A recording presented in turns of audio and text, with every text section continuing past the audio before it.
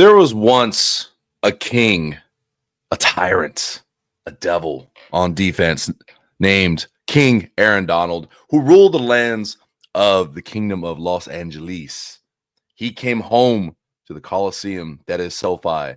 And what did the Rams do to honor the king? They participated in blood sport, like the Roman gladiators did, like in the movie Gladiator, just to please the emperor. And boy, did they please him with Aaron Donald in the crowd like a Roman emperor, giving the thumbs down to the Tampa Bay Buccaneers. The Rams whooped some butt on Sunday Night Football. We were there for it. Let's talk about it. I am Tuna, one half of this show's host. Tuna and the Sheriff. Come on in here, Sheriff. Talk to me about this best team in the league and hey. I can't be all dramatic, and then you're just hello. Hey, just feeling sick, feeling dope. That's all. Well, as I was on track there, that was my first thought. I want to hear your first thoughts of how it was watching the broadcast, what your vibes were, how you felt on your insides, watching the 34-7 national whooping of another NFC contender at that time, but I don't know. Like, obviously, I was not at the game. I was originally scheduled to be, and it didn't work out. But watching that game on TV, man, it's like the game comes out, and obviously, Rams that first drive, work it down, and we're able to score. And then Kobe with that wild interception for a touchdown. That was it was like, oh, it's one of those days. Like right then, like you could feel it. It's like, oh, we're having Unreal. one of those days where we're just going to beat the shit out of anybody we play. It doesn't matter who is on our schedule. We're beating up on somebody today, man. Sorry about it, Tampa. Like, that's really what it felt like. That play was ridiculous, man. When I saw him bobbling it, I know everyone knows we're talking about the Kobe Durant, the first quarter touchdown where he ripped it away from K. Dot in the tight end. When he started bobbling it and Kobe's getting closer, in my mind, I'm like, dude, just rip it from him. Like, just rob him. Yeah. And then he did. He starts running with the caravan. I'm like, oh, my God, like he's going to score. That place was louder than last week. I think it hit like 101, 102 decibels. It was hitting 103, 104 at the kickoff. It was – I was lucky enough, our good friend Sebastian from LA Rams fans on Instagram hooked us up with some VIP seats. So I was able to go down there, like down to like damn near field level viewing. And I was there for that play. I couldn't hear anything next to me. Like trying to hear the guy next to me asking like, hey, do you want a drink? Like, I don't know what you just said. It was insane there at SoFi. That's so sick, man. That's absolutely sick. That's I want to address a couple of comments in here. Muad'Dib comments. It says, I missed the cardiac Rams game, which was a little boring. We can never be happy. No Rams fan will ever be happy at anything. What do you want? Like, what do you want?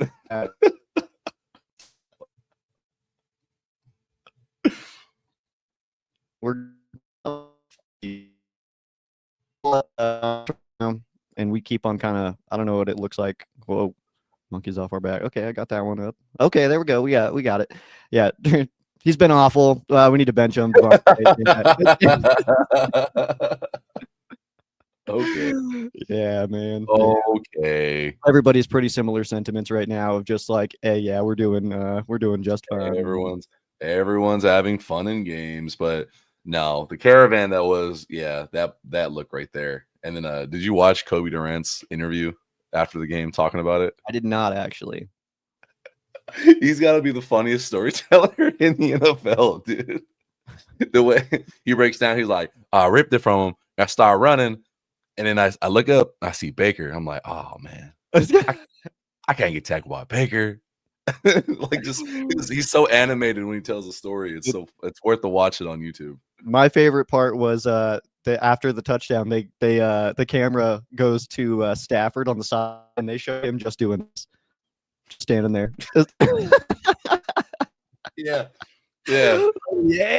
man. Matthew knows. He was having fun, man. Before we like break down further into the game, I did want to talk about just the SoFi experience. Just the tailgate before. It was really cool. From my experience personally, not that this show is about me, this is about the Rams, but it being Thanksgiving week, it was very fitting that the entire day was full of giving between Rams fans. Like, I'm wearing this. This is from our good friend Chris at World Tour Rams. Nice. You were months ago. Yeah, I'm wearing it backwards just to show the Mayfield. Yeah. Months ago, I mentioned on here where I was like, yeah, I can't find a Mayfield jersey anywhere. Like, if anyone knows where to find one, let me know. He texted me right away, say, I got one for you. Literally gave me a Baker Mayfield Rams jersey. So Dude. very, very nice. Met a Rams fan at 8 a.m. at a donut shop down the street from me. I had a brand new Rams hat that I was going to do a giveaway for. I was like, hey, your 13-year-old son is rocked down in Rams gear. Here's a hat. Like, enjoy the game. Hell yeah. My ticket for my girlfriend to get into the game was given to us by Nick over at downtown LA Rams. Got to hang out with him and gave him a hat. So it was just everyone was giving. Everyone was so nice. It was just like the vibes in the fan base is incredible. And then SoFi was rocking. And then the last giving, a lot of us got these. Hell yeah, man. Those are so dope, dude. I've seen so many pictures of those things and stuff like that, man. I hope I'm able to pull one off. We'll see what happens. But yeah, that's the goal. Yeah, they were locking them bad boys down. We're on the hunt for some extras. We're on the hunt for some extras. I bet, man. I bet they had those things down. But yes, so obviously the final score here, man, being 34-7, it did not ever feel like the Bucs were going to come out and really do. Even like I'll say that on their first drive, it was like, oh, we're on. And then, like I said, as soon as Kobe had that pick six, it was like, oh, it's one of those days you can sit down. Like, it's not going to be stressful. We're going to have some fun in this game. You know, everybody was just on, man. You got Devontae getting 2 touchdowns. So kind of, you know, increasing his lead on the NFL. Matthew Stafford is on a run that we've never seen before. This is, I mean, quite literally, he's tied for most consecutive touchdown passes without an interception. His last interception, week 3 on the Rams' very first drive. I mean, he's doing stuff that is absolutely just unbelievable. 3 touchdowns, no picks. He's 30 touchdowns on the season to oh. Did it again. Typos. He's here, there we go. Wait, are you fixing it? Oh, okay. Fix it. We're good. We're good. Okay. So 30 touchdowns on the season to just 2 interceptions. His last one, like I said, week 3, our first drive of week 3, where he threw it right to the chest of Zach Bond. So it's like, all right, you know, you can can almost take that one away. But I mean, seeing him in person, man, I mean, I have not done it this year. I have obviously before, but I mean, the energy that I get from the TV is that as soon as that ball snapped, man, it's either going to us or no one. And that's a really, really good feeling coming from your quarterback. I don't know how to properly explain it to people. Like you just know it when you've been watching football for a number of years, how Stafford is playing football, what he's doing on the field, the control he has. Obviously, not every quarterback in the league has that much control at the line, but that could be a detriment too. Like if you're constantly changing shit at the line, you better hope you're right. You better hope your communication's good. You better hope you make the right choice. Otherwise, you're going to look really dumb. 30 touchdowns and 2 interceptions. And this is not like, oh, he's got a hot start to the first 6 weeks of the season. We're heading into week 13 and he has not slowed down. The game has slowed down for him. There's no more like, I know we had our nice little graphic with 5 MVPs. We're done. Yeah. You and I were the week 2 propaganda machine for Matthew Stafford for MVP. And finally, everyone's here. We've done our job, Joe.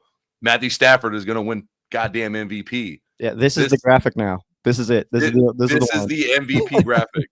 There's no, and the fact it was on nationally televised TV for everyone to see, that it wasn't like a shootout. It was just Stafford is the best QB. He's the best player right now. That's it. He's the best quarterback. He's the MVP. Give it to him. So, and the last bit of that, I can't explain to you how almost damn near emotional I got. When he first came out, and I think later in the first quarter, like after he scored, the next time he came out on the next drive, when SoFi started chanting MVP, that I know you guys heard it on TV. It was pretty damn loud in SoFi. Think about where Stafford's come from in his Detroit years. Never really getting an All-Pro, never making a Pro Bowl, and now he's getting MVP chance in the front runner. like the fact this guy's been my favorite quarterback far before he came to LA is seeing this happen and like being able to be there for that. It's like, this is really fucking cool. Yeah. Like, you love this for Stafford so much, man. Absolutely, man. I think that we all need to get our own immortal chambers because whatever the hell those are. We were making fun of it, dude, but there was something in there that made Matthew Stafford a superhero. So whatever is in it, yeah, let's. He was Good stuff. hurt 3 months ago. Remember? Do you remember? Yeah, dude. There was like that video. I was watching just this last week. It's like how it started, and it's like it's Sean McVay at press conferences going like, you know what, we're just here to support him, however he's feeling, and then it's like how it's going, and it's just him just dropping dimes on everybody, just absolutely. His celebrations are sick. Like I don't, everything he does is awesome right now, man. He's doing unreal things, and honestly, it's one of those where. I mean, watching this season unfold, man, it's like tell me we're not it, man. Tell me we're not the team this year, dude. Like we got Devontae doing crazy things. He's never played in a Super Bowl, man. Let's get him to one. We got Matthew Stafford doing unreal things. We got players just like everywhere on our team right now that are just kind of stepping up. Like we needed guys to step up after dropping 3 dudes on IR this week, and in turn, we just get a few guys having their best game of the year, man. I don't know what else to say. Somebody put it on TikTok. I've never seen this creator before, and I wish I saved it. But he said something in line with what you talked about. Devontae Adams never had playing, Super Bowl or important football. What did the Eagles do last year to get over the hump and just be the best team? And it's like they have that X factor of like, what did they signed? Who? Saquon Barkley, right? Mm-hmm. So he was saying Devontae, not to say he's on the same, youth level of him anymore, but Devontae Adams is the Saquon signing for the Rams. Like, it's just that X factor on an already good team of like, you don't have an answer for it. Like, even like the only DBs to have stopped Tay or for it's like not perfect in the end zone was Seattle last week, but he still scored a touchdown. He scores 2 this week. Like, one, if you go man in the red zone, Stafford and Devontae Adams have been damn near unstoppable. The team's loaded. I'm trying to find a bad thing to talk about yesterday, and I can't. As unbiased as possible, I can't. Even down to the freaking kicker. Yep. He made a 51-yarder, right? 52. Nailed it. What they fixed the special teams. Yep. Yeah, there's really nothing to complain about right now, man. Like, if you want to say one thing, it's like you could say like, oh well, they scored on us. And in fairness, that was probably 1 inch away from Williams knocking that ball to the ground. So I mean, that one still like it was right there. That was great defense, great catch, honestly. Hell of a throw. Tez Johnson's impressive. He's about the size of Tutu Atwell, and he plays very physical. Like he's impressive. He's super impressive. Yeah, that's good stuff, man. I don't know, man. What else stood out to you yesterday? Like we could talk literally about anything. Yeah, I'll say I wanted to mention just a few things quickly on offense that the Tyler Higbee going down. It turned out to be fine because we have a billion of those tight ends of the same guys. Tyler Higbee probably just put on an 84 jersey instead, and like they all just play the same style. Warren McClendon also right tackle, brick wall. That was absolutely awesome. I want to highlight some defenders though. We already kind of talked about Kobe Durant and his pick and stuff like that, but that's not all it was, man. That was one of his best games of his career. If you just watch him fly around all over the place, man, he was making tackles on screens. He was making tackles in the run game. He was getting interceptions. He was batting balls away. I mean, the way that he kind of filled in the secondary where we just lost Quentin Lake to injury and we needed somebody to step up, he certainly did that. And then also you have who is playing like one of the best corners in the NFL right now, Emmanuel Forbes. You can say whatever you want to about where he came from, where he's at, whatever, the other players in the NFL that are doing a good job, all that stuff. But Emmanuel Forbes right now is playing like one of the best corners in the league. He's doing great, man. I mean, he's all over everybody right now, and you can't tell me anything different, man. He's on fire. Yeah, he started getting the attention, I'd say about 2, 3 weeks ago. Like, you started seeing Hmm. Commanders fans like, "Oh, well, of course, Forbes is probably gonna be really good under McVay."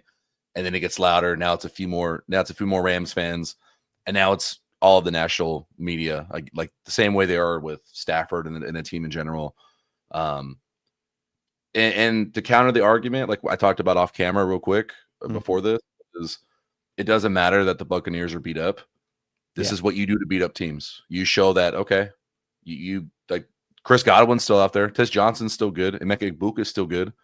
The DBs locked it down. They still had Baker Mayfield for the first half, and he had like 20 passing yards by halftime. Um, that's a full throated defensive approach. Emmanuel Forbes is playing sticky. He's playing confident, and the worst thing you can do to young DBs with chips on their shoulder, like almost everyone in that secondary, is give them confidence. They're going to come at you and they're going to say, "I don't care who you are. Like, we're better than everyone right now." And that's exactly how Forbes is playing, bro. It's so fun. I'm so happy for him. Truly. I mean, for him specifically, that is like for him to really be shining right now is just absolutely incredible. I know he did get another pick. It was on a play where, I mean, obviously stats count, that you can't take that away just because of the what happened on the play, but it was one Punt of those. return. Yeah, it was one of those where it's like, all right, but still got one, man. So that's what, 3 games in a row, or is that, or are we up to 4? Is that Three of 4 for him, like gotcha? three of 5 or something like that. Yeah, it's and I posted it earlier this week about like, oh, it's seeing how confident he is, and then it made me think back to camp when we talked to him about how humble he was, and it didn't ever feel like it was just serving up, lines. He really meant it. He's like, "Yeah, I got to go out there and prove that I deserve to even be on the field." Like, you can tell what he was saying. He felt that, oh, bust label from Washington, Hmm. like it kind of sat with him, and he wanted to prove that I'm able to go out there and even play.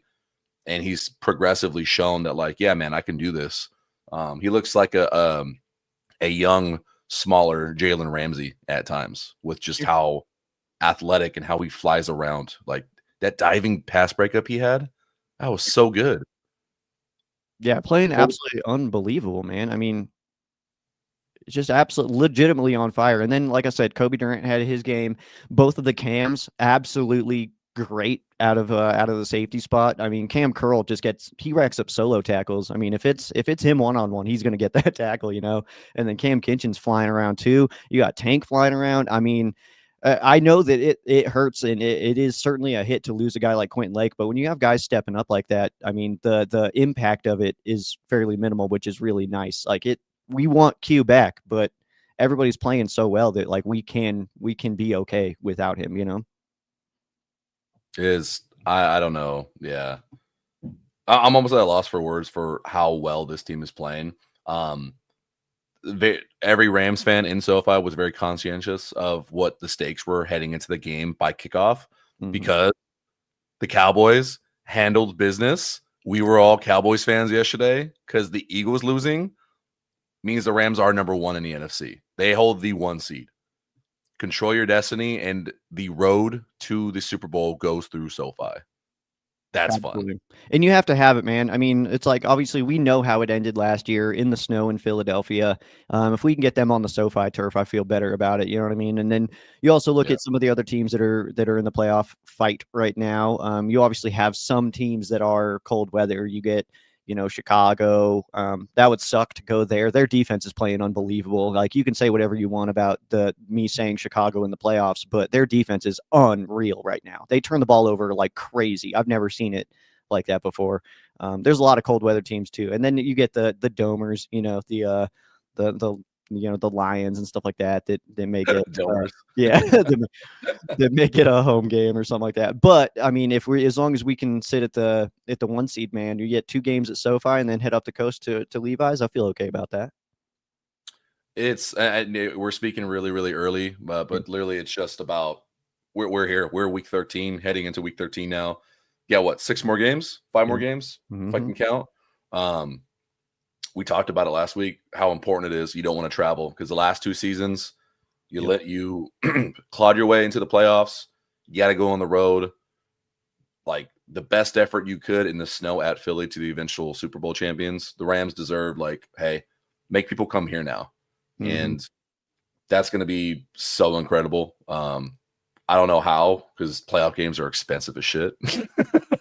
But we're going to make sure that if they have home games, we're going to the postseason games, and hopefully you can join and come down, make it happen. That would be rather exciting, man. That'd certainly be a plan for sure. But yeah, I mean, obviously, the way that the playoffs went last year, like we mentioned, you know, losing it in Philly, but then you don't even get your home game to be in your home stadium, you know. So like to get a game at SoFi, you get a setup of like, yeah, we got to win a home playoff game, and y'all didn't even get to see it. So come around this time, let's get loud, let's get crazy. And I know a lot of people went out for that game and stuff, but it's like, yo, now we're at home, man. Get loud, let's get nuts, and let's go get another ring, man. Let's see what this team can do, man, because it feels good. I did find one negative to talk about. Hell yeah, let's do it, man. We need it. We need something, man. We can't just be like, oh, we're the best. All right, see you guys later. Uh-oh. Why are we asking Stafford to try to pick up yards running? He as slow as fuck. Yeah, man. All right.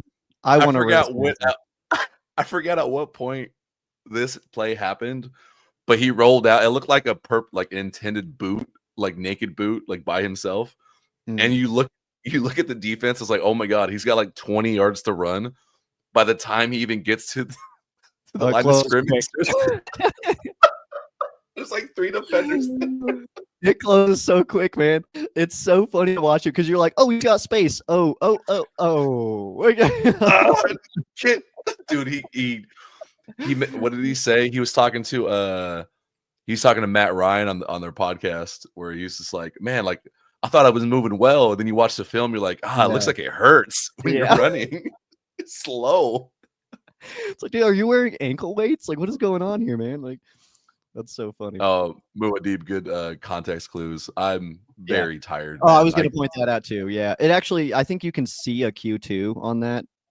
I think is behind 42's dome right there. You can see behind Ethan. Yeah. I think first, we'll say first half, but shout out to Muad'Dib for being alert and on it. But yeah, very slow, very funny. But overall, the vibes were just high at SoFi, man. Like to be able to have that show put on, everyone was there. Like obviously for bobblehead night, for Aaron Donald night, but it got packed real quick, full capacity, sold out game. Very fun to be a part of. Very electric, and the fact that nationally everyone got to see, hey, the Rams are good and the best team. Yeah, it's going to be annoying all week hearing how much the Rams are being talked about. Get used to it, because we're not used to it.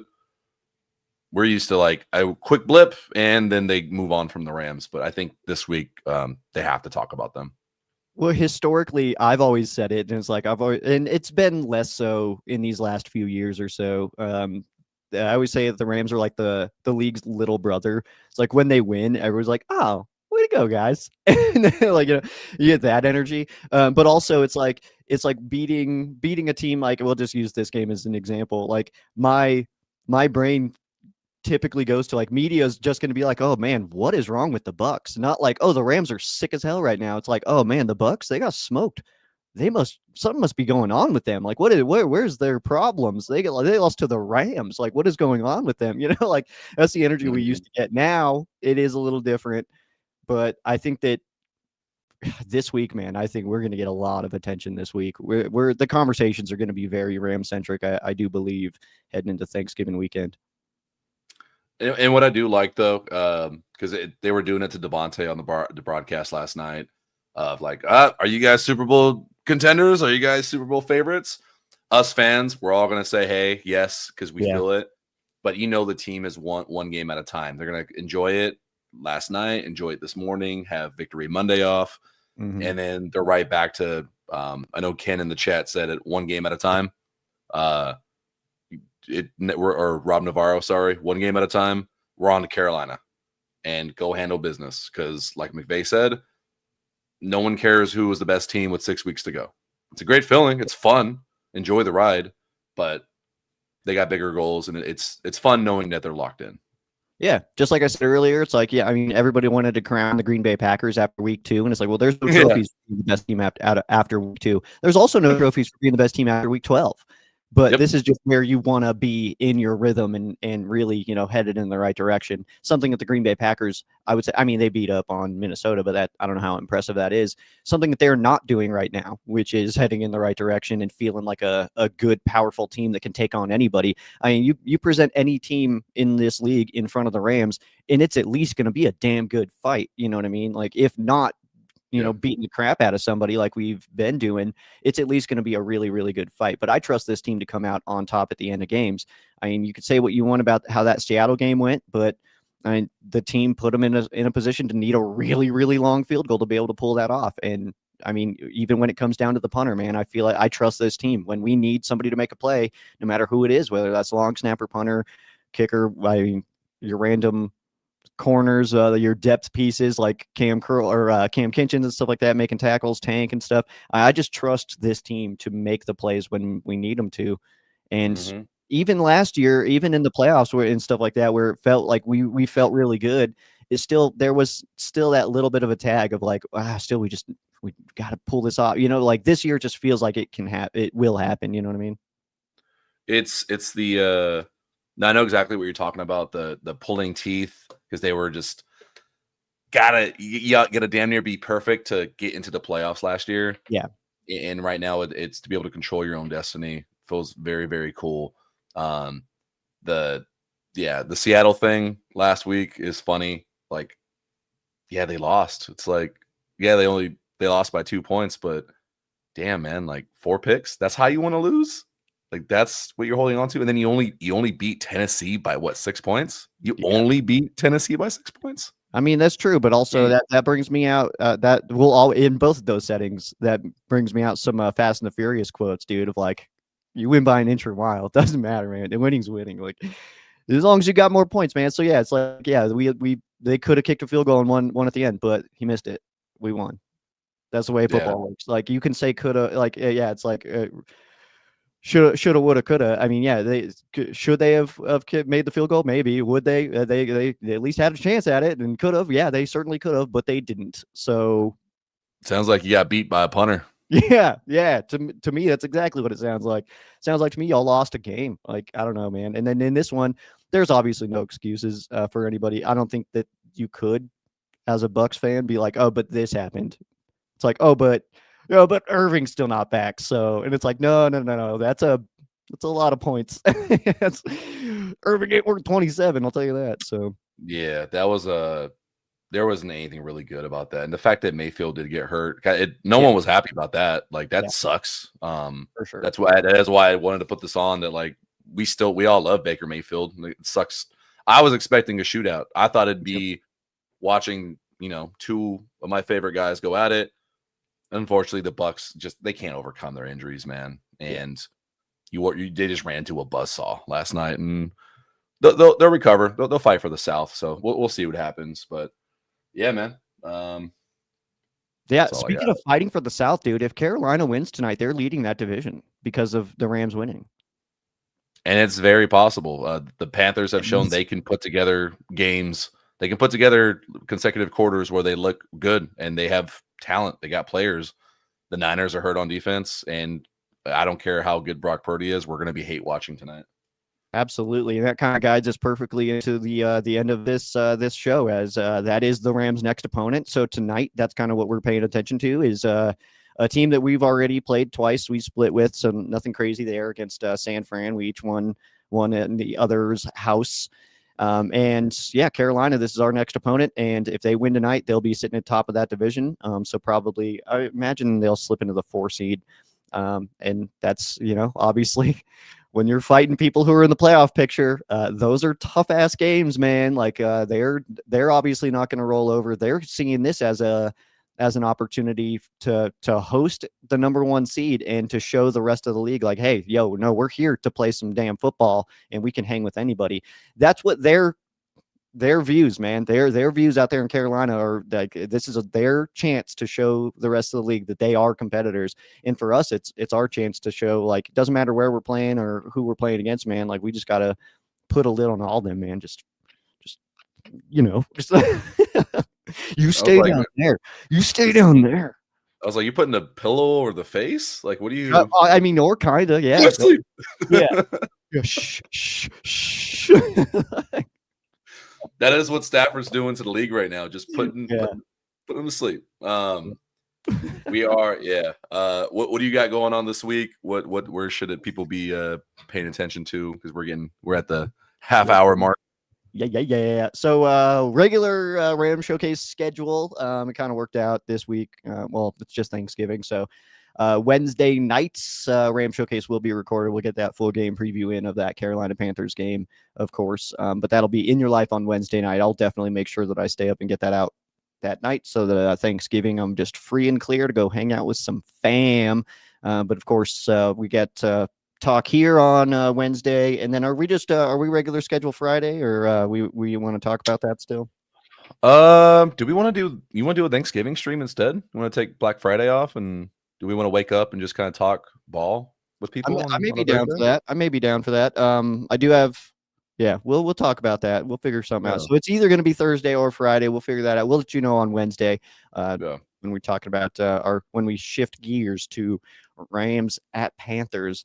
Should be a hell of a game, honestly. A lot of former Rams out there, so that'll be fun, man. What about you? What do you got going on this week?